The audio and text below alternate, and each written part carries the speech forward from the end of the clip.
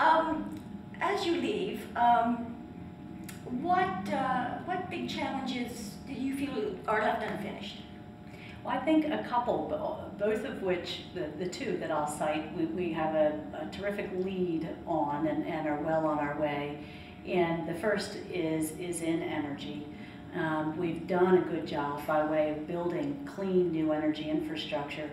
Conservation is the next big opportunity to be grabbed.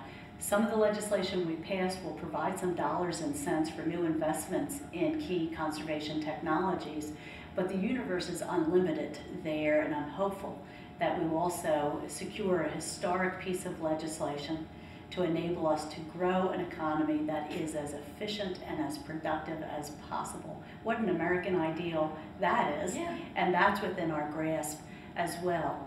But I want to talk a second about water as well. Pennsylvania is blessed with an abundant water resource. We're second only to the state of Alaska in the number of stream miles that we have. When you see states like California and Nevada and Arizona having to literally shut down development because there is not an adequate water resource, water's our ticket to the future. And there too, I think we've planted the seeds of a complete revolution in thinking about water in Pennsylvania. It's not long ago, certainly just 5 years ago, where I think it's true to say we saw water in many respects as a problem to be managed, as an issue that we want to shunt off either into retention basins or into stormwater pipes or something to get it away from whatever was the project of the moment, as compared to an approach that we're now taking, that every drop of water is priceless. And so with our new approaches that try to husband that water resource, ensure that it's used to replenish our groundwater resources, or with our nutrient trading program to say, look, the conventional approaches again are important, but let's look at them.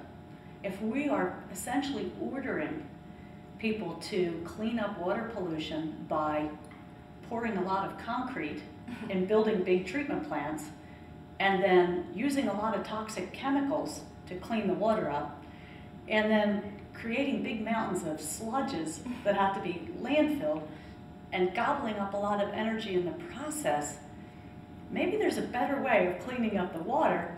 That's where nutrient trading comes in, and using things like open space preservation, riparian buffers as a much bigger environmentally sound way to achieve the water quality objective. And guess what? Much less harsh on the pocketbook as well, when you can move away from those chemical and energy intensive processes.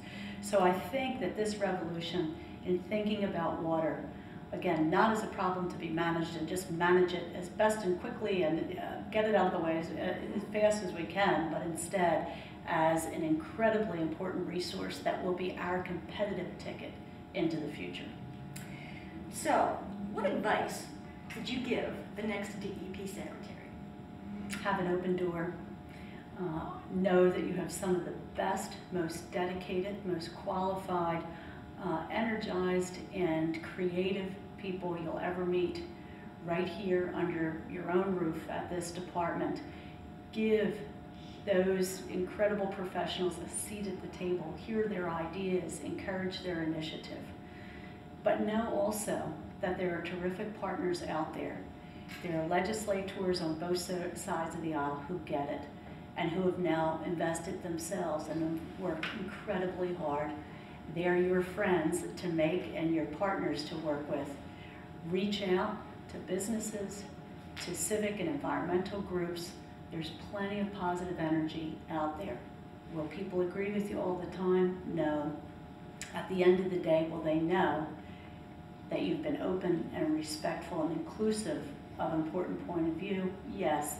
And then you just have to stick to your guns. Okay, so Katie, what's next?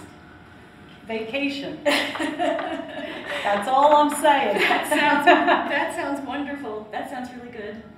Thank you for everything. It's been a pleasure. It's been a pleasure to work with you. Thanks. Bye-bye.